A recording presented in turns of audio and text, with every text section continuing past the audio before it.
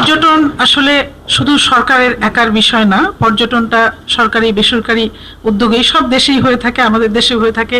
এবং আমাদের দেশে একটা ভাইব্রেন্ট যে পর্যটন বেসরকারি ইন্ডাস্ট্রিতে একটা ভাইব্রেন্ট গ্রুপ রয়েছে আপনাদেরকে, যারা অনেক গুণীজন, অনেক দীর্ঘকাল ধরে যারা এই ইন্ডাস্ট্রিতে অত্যন্ত অভিজ্ঞ।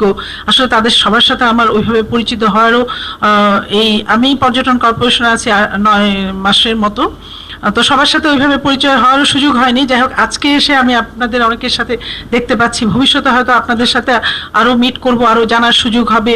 আপনারা যে ভয়েসগুলো আসলে রেজ করেছেন এগুলো অত্যন্ত যুক্তিসঙ্গত, যে পয়েন্টগুলো রেজ করেছেন আসলে সেগুলি আমি মনে করি অত্যন্ত যুক্তিসঙ্গত।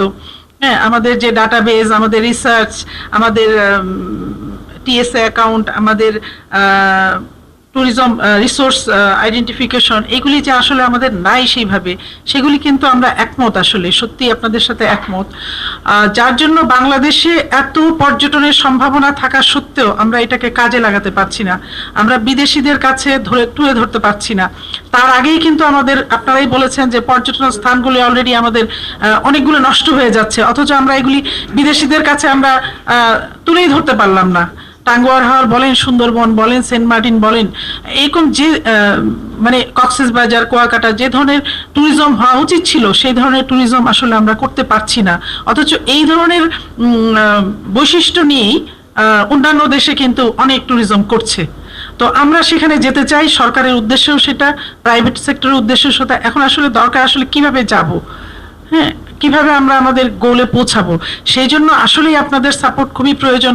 আমরা যেমন গভর্নমেন্ট সার্ভিসে আছি, আসলে আমরা হয়তো কিছুদিনের জন্য এখানে আসি, ট্যুরিজম বোর্ড কর্পোরেশনে আমাদের পদায়ন হয়, কেউ ম্যাক্সিমাম 3 বছর থাকেন, 1 বছর থাকেন, কেউ 2 বছর 3 বছর থাকেন।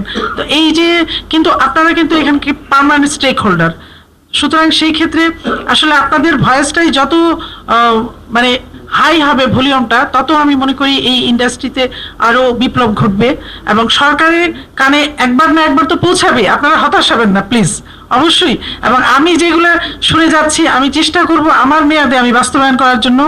পর্যটন মাস সপ্তাহের কথা বলা হয়েছে। আমি গত নভেম্বরে যোগদান করার পরে আমরা একটা পিঠা উৎসব করেছিলাম, ছোট পরিসরে আমি কিছু কিছু করেছি। তারপরে এবার আমি যদি শীত মৌসুমে হয়তো পর্যটন মাস বা সপ্তাহ করার, মাস না করলে সপ্তাহ করার চিন্তা করব অবশ্যই। আসলে আমাদের ঐতিহ্যগুলো কেন হারিয়ে যাচ্ছে? মানুষ ডেভেলপ হয় কিন্তু আমরা কেন এটা, মানে আমাদের পর্যটন কেন আরো নিচে, আগের যে ঐতিহ্য ছিল সেখানেও আমরা নেই, হ্যাঁ, আমরা তার থেকে পিছিয়ে আসছি। এটার জন্য আসলে কারণগুলো আইডেন্টিফাই করতে পারে।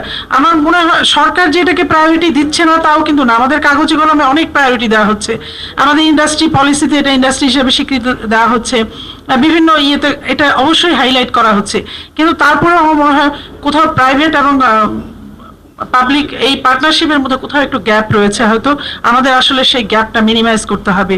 হ্যাঁ, এবং যত বেশি আমরা এই যে পাবলিক প্রাইভেট একসাথে বসবো, আমার মনে হয় এই গ্যাপগুলো আরো তত মিনিমাইজ হবে। আজকে যদি আরো ভালো হতো, আমরা সরকারের 2 জন মাত্র প্রতিনিধি আসছি, এক্স সরকার একজন স্যার আছেন আর আমরা 2 জন শুধু, কিন্তু আরো যদি বেশি সরকারি প্রতিনিধি আসতো, আপনাদের সাথে এই ইন্টারাকশনটা হতো, আমার মনে হয় বিশেষ করে মিনিস্ট্রি থেকে কেউ আসতো, তো ওই লেভেলে আলোচনাটা হলে আরো এটা ইফেক্টিভ হতো আমার মনে হয়।